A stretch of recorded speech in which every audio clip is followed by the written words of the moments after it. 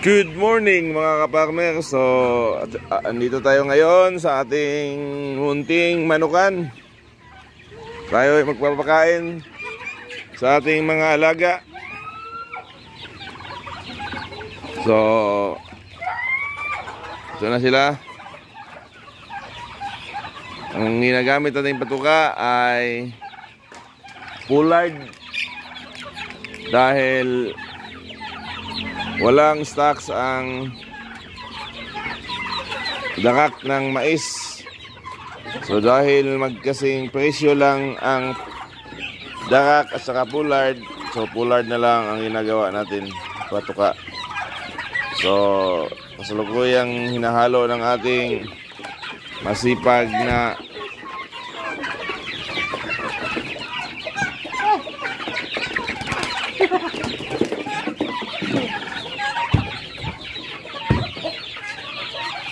tagapagpakain dito, si Ma'am Violeta.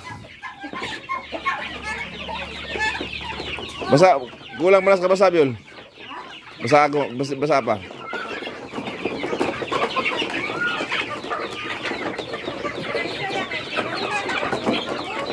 Aman.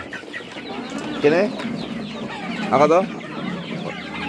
Masig wala pa na mahuman. Masig wala pa na mahuman.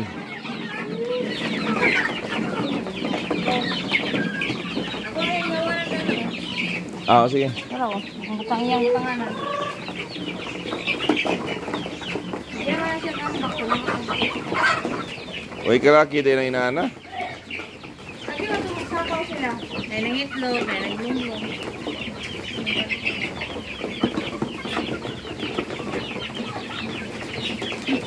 Lito pala yung katigil.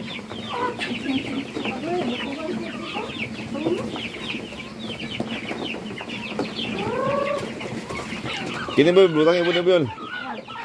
Eh. Kana lang may butang.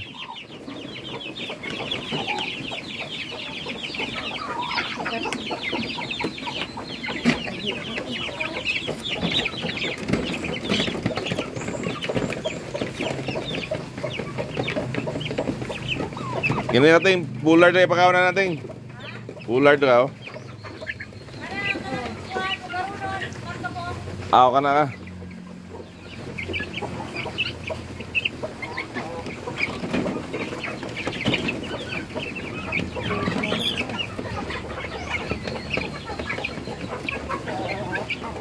Uy.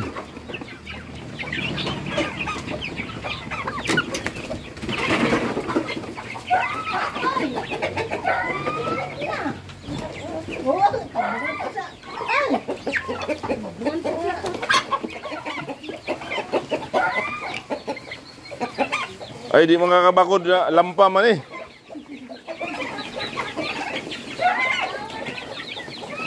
Naunsa man eh.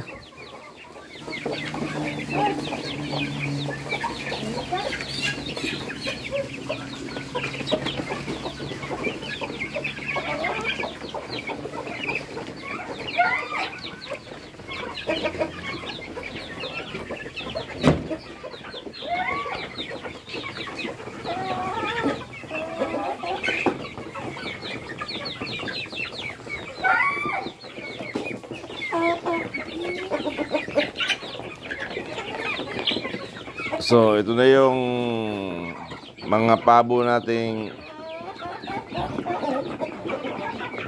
anak nung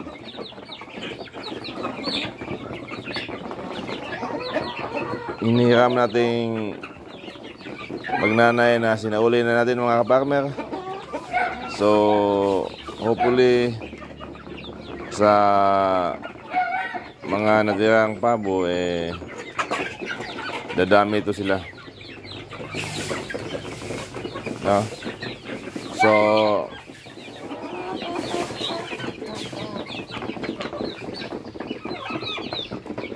bago tayo magtapos, isa-shout out naman natin ang ating mga kaibigang farmer all over the world na maaabot ng ating podcast. Sana po ay nasa mabuti kayong kalagayan. At sana po ay magtagumpay tayo sa ating tatahaking landas ng pagpapawarming. So, saka sa mga kasama natin sa trabaho, i-shoutout natin yung mga manager natin na nasa branches.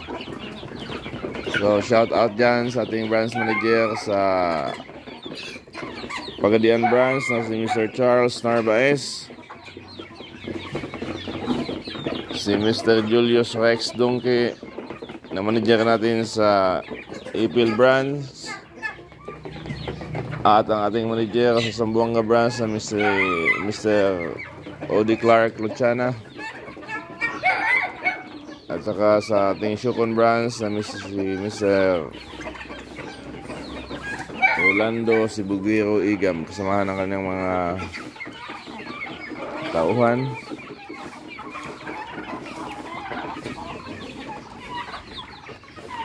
Magandang umaga at happy farming sa lahat.